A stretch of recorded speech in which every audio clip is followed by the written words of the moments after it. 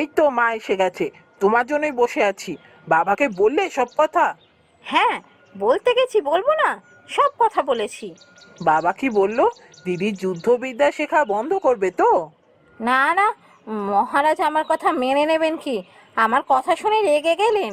বললেন উনিই নাকি রাজকুমারীকে যুদ্ধবিদ্যা শিখতে পাঠিয়েছেন। তাহলে এখন কি হবে?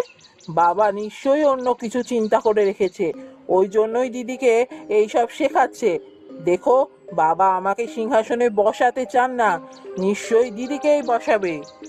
তা আমি হতে দেবো ভেবেছিস? এটা কখনো হতে পারে না।